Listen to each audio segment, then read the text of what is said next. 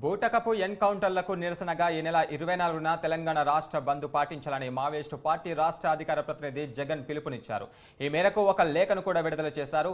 మార్చి 19న కొల్లమార్క అడవిలో జరిగిన బూటకపు ఎన్కౌంటర్ అని, ఎన్కౌంటర్లు అన్ని పోలీస్ హత్యలే అని ఆ లేఖలో పేర్కొన్నారు. బూటకపు ఎన్కౌంటర్లో అమరవీరుల ఆశయాల సాధన కోసం పోరాడాలని పిలుపునిచ్చారు. కేంద్ర రాష్ట్ర ప్రభుత్వాలు బడా పెట్టుబడిదారులకు దేశ సంపద దోషిపెడుతూ ప్రజలపై భారాలు మోపుతున్నారని విమర్శలు చేశారు.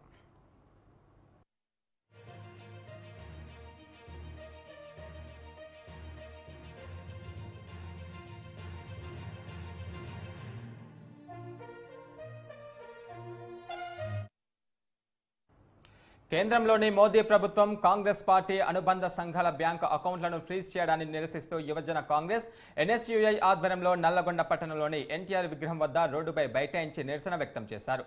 మోదీకి వ్యతిరేకంగా పెద్ద ఎత్తున నినాదాలు చేశారు.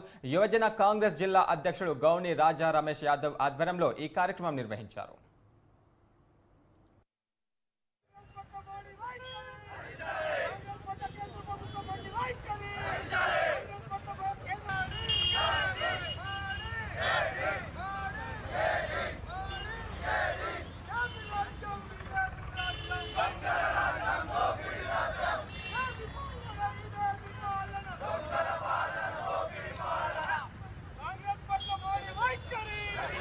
గవర్నమెంట్ చేస్తున్నటువంటి అరాచకాలను రోజు రోజుకు పెంచుబీరుతున్నాయి.